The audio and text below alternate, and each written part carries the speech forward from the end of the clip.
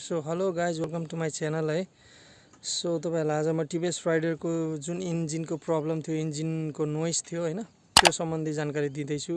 So मैले मेरो TVS राइडरको noise आएपछि मैले थाहा पाएपछि भनौँ न, मैले भिडियो बनाइसकेपछि म सोरुममा गएर देखाएँ होइन। सो उहाँहरूले मेरो सर्भिसको टाइम पनि भएको थियो होइन, त्यो कारणले गर्दा उहाँहरूले मेरो बाइक सर्भिसिङ गरिदिनु भयो।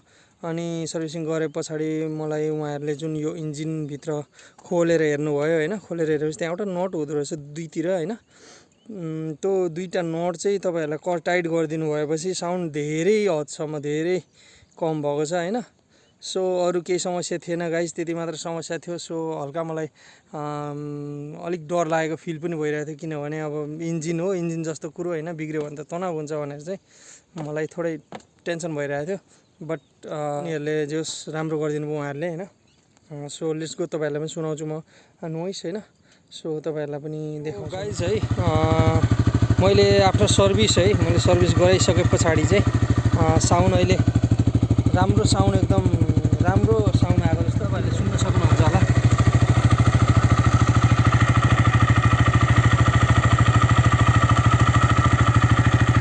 धेरै कम भयो गाइज है। तपाईँहरू अगाडिको पनि आवाज सुन्नुहोस् होइन, अगाडिको पनि नोइज सुन्नुहोस् अनि यो नोइज सुन्नुहोस् होइन।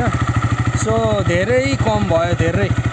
अब यतिको त इन्जिन हो होइन, यतिको प्रब्लम, यतिको साउन्ड त जुन बाइकमा पनि हुन्छ होइन, तर त्यस्तो फिल हुँदैन क्या कुदाउँदाखेरि। अहिले चाहिँ एकदम साइलेन्सरको मात्र आवाज आए जस्तो फिल हुन्छ क्या मलाई।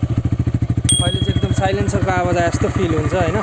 सो मैले आफ्टर सर्भिस चाहिँ होइन, उहाँहरूले सर्भिस गरिदिनु भयो। तपाईँहरूलाई म पिक्चर सेयर गर्छु गाइज है, माथिपट्टि हेर्न सक्नुहुन्छ, कतै पिक्चर आइरहेको होला अहिले होइन। यो पिक्चरको चाहिँ जुन यो मैले गोलो घेरा लगाइदिएको छु नि, यो गोलो घेरा लगाएको ठाउँमा चाहिँ उहाँहरूले नट टाइट गरिदिनु भयो होइन। खासै त्यस्तो समस्या केही पनि थिएन, त्यो लुज भएको रहेछ होइन। त्यो टाइट गरिदिए पछाडि चाहिँ एकदम अहिले जस एकदम दामी, एकदम राम्रो साउन्ड आइरहेछ होइन। त्यो नट कसेको अनि सर्भिसिङ गरेको मैले पिक्चर भिडियो बनाउन सकिनँ होइन।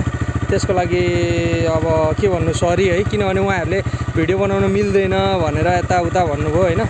सो मैले युट्युबमा हाल्ने यताउता भनेर थाहा पाएपछि उहाँहरूले भिडियो नबनाउनुहोस्, बरु पिक्चर खिच्न सक्नुहुन्छ, पिक्चर खिच्नुहोस् भनेर भन्नुभयो। सो मैले पिक्चर गाइज है, आजको भिडियो यति नै है। यसकै थोरै टेन्सन भइरहेको थियो, तर इजी सल्भ भयो होइन।